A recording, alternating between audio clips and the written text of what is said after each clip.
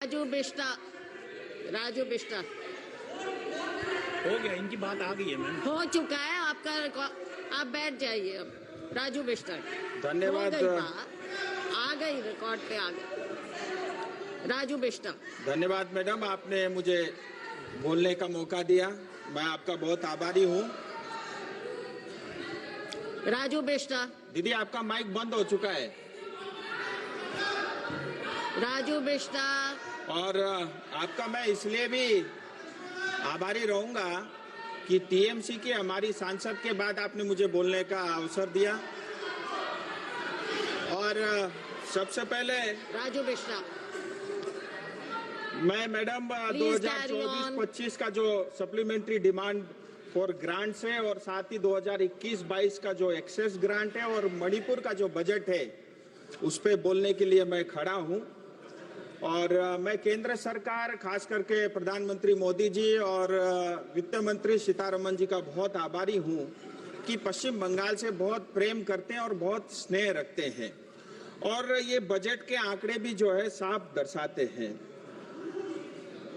आप देखिए मैडम, 2010-11 में जो टैक्स का डिवोल्यूशन का जो अमाउंट जाता था पश्चिम बंगाल को, वो 15,954 करोड़ मात्र होता था, जो 2023-24 में बढ़ के 85,000 करोड़ हुआ, 2024-25 में 96,000 करोड़ हुआ और 2025-26 के बजट में 1,07,000 करोड़ रुपए का जो है प्रावधान किया गया है, यानी करीब करीब 291% का इंक्रीज है।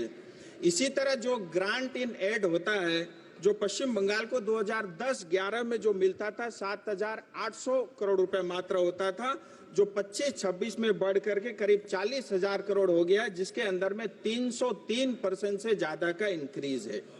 मैं आभारी हूं केंद्र सरकार का, लेकिन मुझे ये बताते हुए तकलीफ भी है कि जो केंद्र सरकार पैसा जो है पश्चिम बंगाल की 10 करोड़ जनता को भेजती है, वो पैसा जनता तक नहीं पहुंचता, क्योंकि हमको जो मुख्यमंत्री मिली है वो एक जादूगर है और जादूगर मुख्यमंत्री पश्चिम बंगाल को मिला है। इसकी वजह से ये लाखों करोड़ रुपया जो है जनता तक नहीं पहुंचता।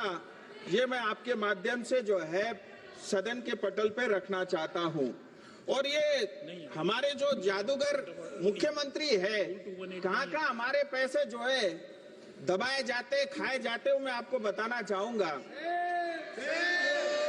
मैडम, ये लोग श्रमिक यानी गरीब टी गार्डन वर्करों का जमीन खा गए। टी गार्डन में काम करने वाले 5 लाख से ज्यादा आदिवासियों के बोनस का पैसा भी ये खा गए।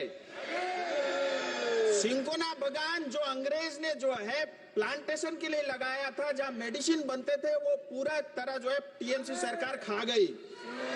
ये लोग चिट फंड का घोटाला और उसका पैसा भी खाते हैं, टीचर्स अपॉइंटमेंट और रिक्रूटमेंट का पैसा भी खा जाते हैं, नदी बालू खा गए और हमारे जंगल भी ये लोग खा गए। इतना ही नहीं, प्रधानमंत्री ग्राम सड़क योजना, प्रधानमंत्री Awas Yojana, rural infrastructure development fund, जल जीवन मिशन का पानी ये लोग पी गए, बॉर्डर एरिया डेवलपमेंट फंड का पैसा ये लोग खा गए।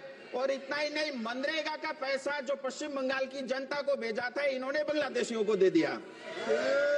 इन्होंने राशन का घोटाला किया, इन्होंने डिजास्टर का जो सालाना केंद्र सरकार का 1200 करोड़ का बजट रहता है, वो पैसा भी ये लोग खा गए। इतना ही नहीं, कोयले में भी ये चोरी करते और पहले कोयला का पैसा भी खा जाते हैं। ये इतना जादूगर वाला ये सरकार पश्चिम बंगाल का है। मैडम, मैं आपके माध्यम से एक बहुत इंपॉर्टेंट विषय सामने रखना चाहूंगा। अभी पश्चिम बंगाल असेंबली में जो है वहां पे बजट पास हुआ और 3 लाख करोड़ से ज्यादा का बजट वहां पे रखा गया। लेकिन उसी बजट में एक घोषणा हुई टी गार्डन को लेकर के कि जो टी गार्डन की जो वर्करों की जमीन है, उसको 30% जमीन जो है नॉन टी पर्पस के लिए और टी टूरिज्म के लिए डाइवर्ट करने का प्रावधान रखा ममता दीदी की सरकार ने। मैं इसका पूरी तरह विरोध करता हूं और तमाम दार्जिलिंग तराई डूवर्स की जनता इसका विरोध करती है। और इसके कारण जो हमारे मूल आदिवासी मूल निवासी है, जहां गोरखा, राजवंशी, आदिवासी, टोटो, मेचे, राभा, बंगला भाषी, हिंदी भाषी जो मूल निवासी है उनके ऊपर सीधा सीधा जो आघात है। और इतना ही नहीं, भारत का जो संविधान के जो आर्टिकल है, आर्टिकल 21 का भी जो है ये उल्लंघन करती है। आर्टिकल 39 में जो बी और सी का सेक्शन है उसका भी उल्लंघन करता है। इतना ही नहीं, पश्चिम बंगाल सरकार की खुद का जो लैंड रिफॉर्म एक्ट है 1955 उसका ये उल्लंघन करती है। इतना ही नहीं, पश्चिम बंगाल स्टेट एक्विजिशन एक्ट 1953 इसका भी ये वायलेशन करती है। और टी एक्ट 1953 के अंतर्गत भी जो है कभी भी जो है टी बोर्ड से और उस मिनिस्ट्री से बगैर परमिशन के आप जो है लैंड को डाइवर्ट नहीं कर सकते, उसका भी ये उल्लंघन करते हैं। और मैं आपको और बताना चाहता हूं, इस जमीन की असली मालिक जो है हमारे श्रमिक माता पिता और भाई बहन है। मैं आपको इतिहास में लेके जाना चाहूंगा। दार्जिलिंग तराई डुवर्स का क्षेत्र जो है 1861 से लेकर के 1870 तक ये रेगुलेटेड एरिया होता था। 1870 से लेकर 74 तक ये नॉन रेगुलेटेड एरिया होता था। 1874 से 1919 तक शेड्यूल्ड डिस्ट्रिक्ट होता था। 1919 से लेकर के 1935 तक बैकवर्ड ट्रैक होता था। और 1935 से लेकर के 1947 यानी आजादी के समय तक पार्शली एक्सक्लूडेड एरिया होता था। नॉर्थ ईस्ट में जितने भी प्रदेशों में ये प्रावधान था, आगे चल के सारे जो है वो क्षेत्र अलग अलग राज्य या स्टेट या यूटी बने। लेकिन 1954 एब्जॉर्ब एरिया एक्ट के अंतर्गत जो है हमें पश्चिम बंगाल का हिस्सा बनाया गया। मैं इतिहास में मैडम को जरूर बताना चाहूंगा कि इतिहास की जानकारी रखे। और पश्चिम बंगाल सरकार हमारी जमीन की मालिक नहीं है, वो मात्र केयरटेकर है और मालिक हमारे श्रमिक है। मैं सदन से टीएमसी को बताना चाहूंगा, एक और आंदोलन का आमंत्रण आप कृपया करके न करें। हमारे साथ अन्याय हुआ है। हमने बार बार भारत सरकार से ये मांग की है कि हमारे साथ न्याय हो। भारत के संविधान के अंतर्गत दार्जिलिंग तराई और डुवर्स की जनता को न्याय मिलना चाहिए। जल जीवन मिशन बहुत अच्छा कार्यक्रम भारत सरकार ने लॉन्च किया है। मुझे बताते हुए खुशी है, सिर्फ दार्जिलिंग कॉन्स्टिट्यूएंसी के अंदर में 714 प्रोजेक्ट के लिए 2450 करोड़ रुपया, यानी पश्चिम बंगाल के एक जिले को 2450 करोड़ रुपया जल जीवन मिशन के लिए भारत सरकार ने दिया। और इस मिशन का नाम था हर घर जल।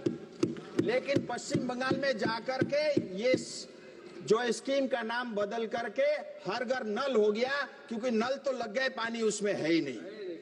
और आंकड़ों में 54% जो है हाउस होल्ड को इन्होंने टैप वाटर से जोड़ा, ऐसा कागजों में है। लेकिन 20% भी काम नहीं हुआ है। सारा जल का पानी भी टीएमसी सरकार खा गई। हाल ही में केंद्र सरकार ने थर्ड पार्टी इंस्पेक्शन के थ्रू ऑडिट किया था। मैं केंद्र सरकार से निवेदन करता हूं कि जो हमारी हिस्से का पानी का पैसा है वो हमारी जनता को मिले, और जिस सरकार ने, जिस कॉन्ट्रैक्टर ने भ्रष्टाचार किया है उसको जेल के अंदर डाला जाए। अमृत 2 यानी अमृत 1 के बाद अमृत 2 स्कीम के अंतर्गत जो शहरी क्षेत्र है या म्युनिसिपैलिटी एरिया है, दार्जिलिंग, कालिंपोंग, करसंग, मिरिक और सिलीगुड़ी म्युनिसिपैलिटी और कॉरपोरेशन को जो है भारत सरकार की तरफ से 2000 करोड़ रुपए से ज्यादा का पैसा मिला। और अभी इसमें टेंडर हुआ नहीं है, प्रक्रिया में है। लेकिन ये मुझे बताते हुए बहुत कष्ट है कि टेंडर होने से पहले ही 10% कमीशन में टीएमसी सरकार ये टेंडर बेच चुकी है। मणिपुर पर आइए। मैं आता हूँ मैडम, मेरी तो जन्मभूमि है मैडम, मैं आता हूँ। फिर मैं आता हूँ, डिजास्टर का पैसा जो है हर साल 1200 करोड़ रुपए केंद्र सरकार देती है पश्चिम बंगाल को। हम सब जानते हैं अक्टूबर 2023 के अंदर में जो सिक्किम में बाढ़ आया था, उसके कारण कालिंपोंग, दार्जिलिंग की करीब करीब 500 लोगों के हमारे भी घर बहे हैं। लेकिन इतने साल होने के बावजूद भी सालाना 1200 करोड़ रुपए डिजास्टर को मिलता है, डिजास्टर बजट के अंतर्गत पश्चिम बंगाल सरकार को मिलता है।